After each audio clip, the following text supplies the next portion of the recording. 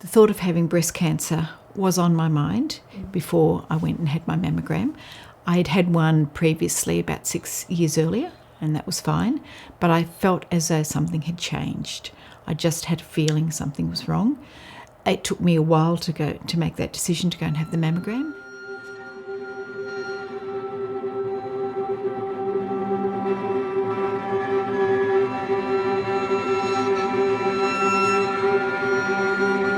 When I turned 50, I think I got a letter saying that I was eligible to have a breast screen, and because I'm very proactive about women's health, I went and I think I had 4 breast screens, I think, before I was diagnosed with breast cancer. I just didn't think anything could happen, and I didn't bother about it.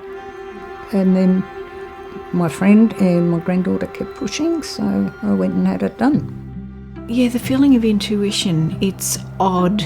I didn't present as a normal breast cancer patient. There was no lump as such, but there was a thickening of the tissue, and there was a bit of a change of shape of the breast.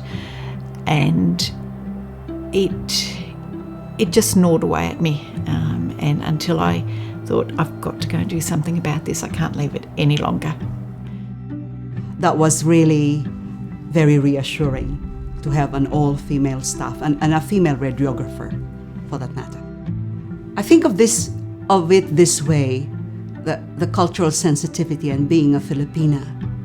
I have to remember, before I am a Filipina, I am a female body that I need to take care of. So go, get your breast screen, get your mammogram. First of all, book the appointment. I didn't have to wait very long. I was very lucky. I got in rather quickly. Then I went in. They ask you to remove the top part of your clothing, give you a gown. So it's all very respectful. You go into the mammography room, and there's just the one technician. Like I said, it only takes a few minutes to do both sides. It wasn't painful, which is, I think, something that did surprise me. It was a little bit uncomfortable, but it was by no means painful. And then at the end of it, it's just put clothes back on, and that's it. So it's a really, really straightforward process. And I think they're so skilled at doing it. There's no mucking around. After I had my screening, I thought everything was fine. But then I got a phone call telling me that I had to go back the next day to have an ultrasound. I went back in the afternoon to have the ultrasound, and a doctor spoke to me first to say exactly what they found, and then they took me in for an ultrasound. They went away, they came back again and told me that I had to have a biopsy.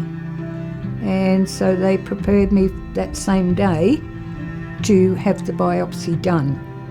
And I had it done. And then 2 days later, they rang me up and told me that I had cancer in the breast. You're being told at that phone call, we need you to come back in because it looks suspicious. It's scary. It puts you in a place that's just unfamiliar. Well, it shocked me, really. I was quite confident that I was in good hands. And they also explained to me what will happen after. And that's so important. What are the treatments? What are my options?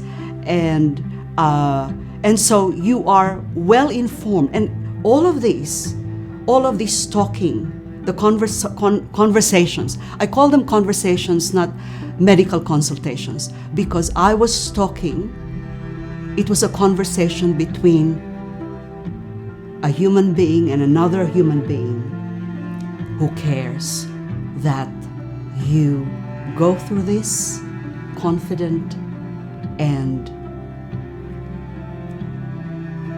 that you will survive. Everything I was explained, I was informed every bit of the way.